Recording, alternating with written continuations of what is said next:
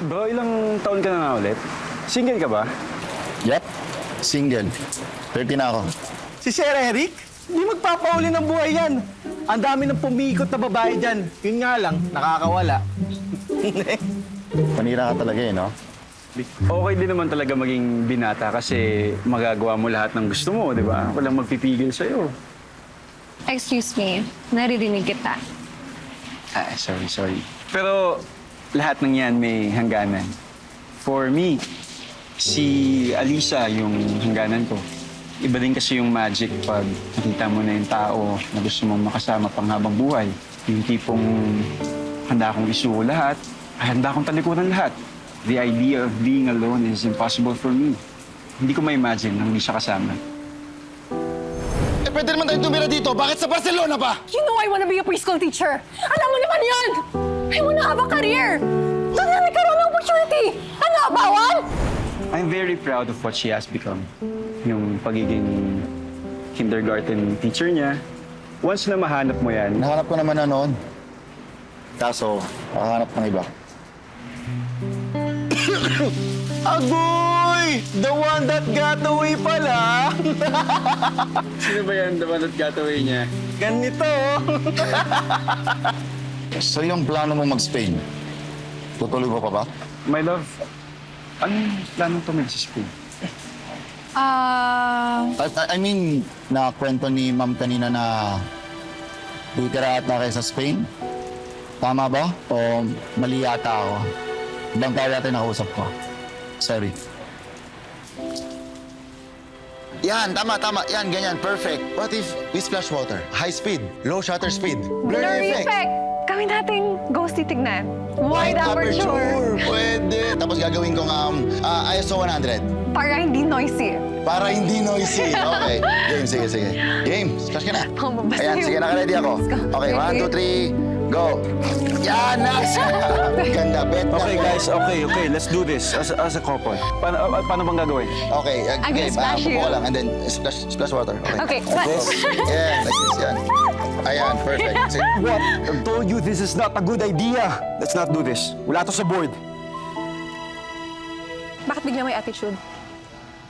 Eh, ikaw to nagmamadali ah. Tapos ang dami mong gustong isingit. Hindi ko mag-gets. Talaga, you chose this day? Para ipakita yung side mo na hindi mo pinakita before? Bakit? Bawal ba akong magalit? Ay, hindi yun yung sinabi ko. Hindi yun yung point ko. Career! Akala ko ba we will see and conquer the world? Son. Tapos gusto mong patali sa lintik na lugar na yun? Oh my God, come on, Alisa! Ano? Hindi na tayo mag-settle down? Hanggang dito na lang tayo? Guys, Please. sorry. Kasalanan ko. Kung ayaw nyo na idea, we can proceed dun sa peg. Let's stick to the peg. Ayan, sabi nyo. No, Eric. Wala kang kasalanan. Maganda naman yung input mo. Hindi ko nga alam kung bakit ayaw nito eh. Oh. Bro, pwedeng iwan mo muna kami. Sinabi na, let's stick to the peg. Ba't ang dahil pang sinisingit? Does not Pinapagulo have nyo to pa be eh. a big deal. Kayo lang yung We just nagkakaintindihan. enjoy our prenup. Feeling ko, hindi yun yung totoong dahilan. Habang Hindi ko kayo gets. mag-gets. Oh, hindi ko din gets. Let's pack this up. Reschedule lang natin. Sige, kahit additional cost. Tapos, pahirapan na naman mag-book ng venue. Okay lang. Sige, cancel. Hindi. I already said na maybe we should decide on what the theme is. Kaya nga, di ba? Nag-agree na ako. Bakit pinapahaba pa? Kasi kailangan ng theme para hindi tayo nagkakagulo na parang ganoon, di ba? Pero sir, may tip pa rin naman kami ngayon, di ba? Mas yun talaga concern mo, no? Mukha talagang pera eh.